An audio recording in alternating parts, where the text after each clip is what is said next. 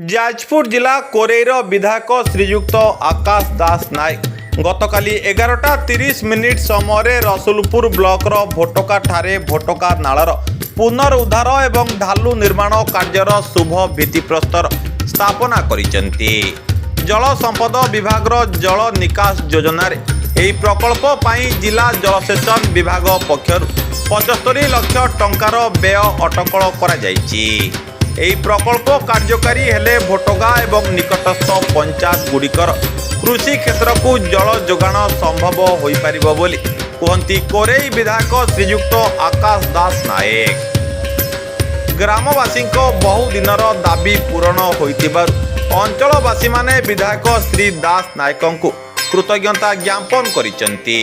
एही कार्यक्रम रे विभागीय जंत्री देवस्मिता दास उपखंड अधिकारी पूर्णचंद्र नायक विधायक प्रतिनिधि प्रहलाद पंडा विधायक मीडिया प्रतिनिधि पद्मलोचन नायक जिला परिषद सभ्य शिशिर कुमार महांती एवं भोटगार सरपंच स्मृति रेखा राउत प्रमुख उपस्थित थिले। वरिष्ठ बीजेपी नेता गोपीनाथ पति मंडल सभापति विनोद महारणा सुभाष नायक हिमांशु बेउरिया भोटगा बीजेपी सभापति नरेश आईच एवं रंजन देव मध्य एही कार्यक्रम रे सामिल होइथिले। युव बीजेपी नेता संजय राउत एवं अनिल सामंतराय कार्यक्रम को परिचालना करिथिबा बेले महेश्वर राउत अनिरुद्ध दास अमर राउत रत्नाकर मल्लिक दिलीप परिड़ा पीतांबर स्वाई और अशोक मल्लिक समेत बहु बीजेपी कर्मकर्ता माने योगदान करथिले। Bureau report Pratima TV Odia.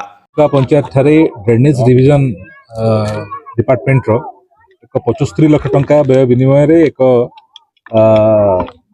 नालर पुनरुद्धारण आज शुभ भित्तिप्रस्तर स्थापन करागला एवं या फल ये जहाँ आप देखुं दोफसली बहुत हुए अंचल आमर परिवा चाष बहुत हुए एवं ये केनालटी हवा फल ड्रेनेजटी हवा फल चाषी मैंने 12 मास को पानी पाई परिबे एवं वर्षा जल बन्या जल निष्कासन सुविधा हम निश्चित भाव में हवा फल अनेक जन चाषी मैंने विशेष भाव उपकृत हेबे।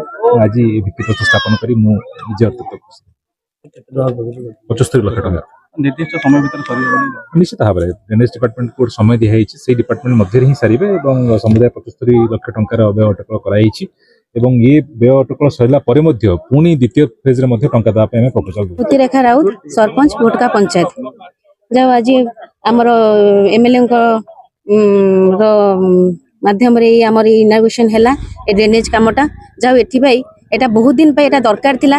2015 मसीहा मु सरपंच थी से समय आम गोटे लेटर करूँ ड्रेनेज विभाग को जाओ से कथा भी देते कथा रखिले सेटा सैंक्शन होगी से कामटा आज आसी जहा द्वारा कि एठी बहुत चाषी माने बहुत समस्या सम्मुखीन होते ए कामटा मुझे आशा करुँचे कामटा निश्चित चाषी माने बहुत उपकृत।